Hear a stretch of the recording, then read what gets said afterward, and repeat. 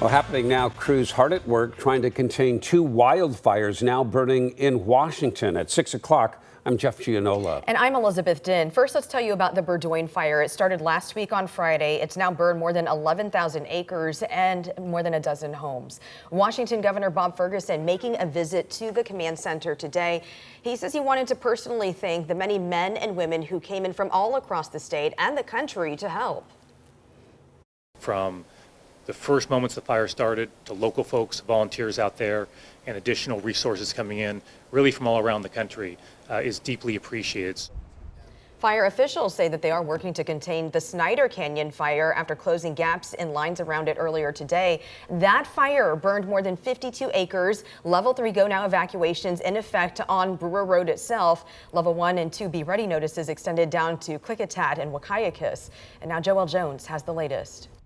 As you can see, the wind's really ripping out here in Lisle. We are just past the closure at SR 14, which goes all the way through to Bingen. You can see that smoke billowing behind me. Fire officials now confirming the fire has destroyed more than 40 structures. I spoke to one woman who says she watched her neighbor's house burn from across the hill.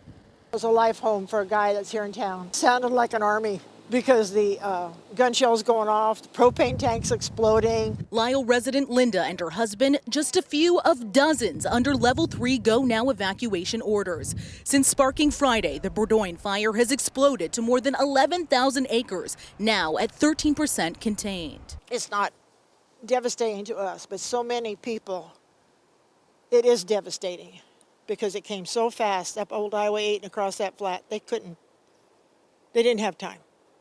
A few people that did stay and saved their homes, but a lot of them were in danger.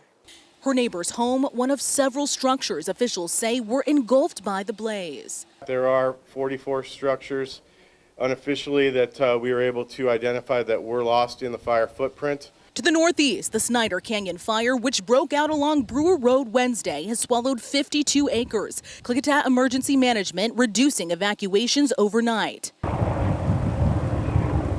From hand crews to engine teams and aviation assets, officials say 900 firefighters are working together to minimize the footprint and damage. Incident Command reporting crews were able to close the final gap on the Burdoin fire last night, but high winds and treacherous terrain still pose a challenge. Steep, rugged, rocky terrain, dry fuel conditions, and then the weather. And tonight we're already expecting a gust up to 35 miles an hour that will test our lines.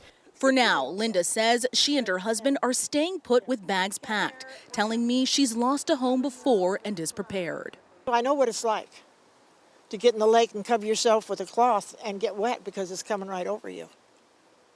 A wall of fire. Didn't bother me here. We had escape routes, we had things planned. Now there are 2 emergency Red Cross shelters, one at the Grace Baptist Church in White Salmon, the other at the Dells Middle School. You can find updated evacuation maps at coin.com. Reporting in Lisle tonight, I'm Joelle Jones, KOIN 6 News.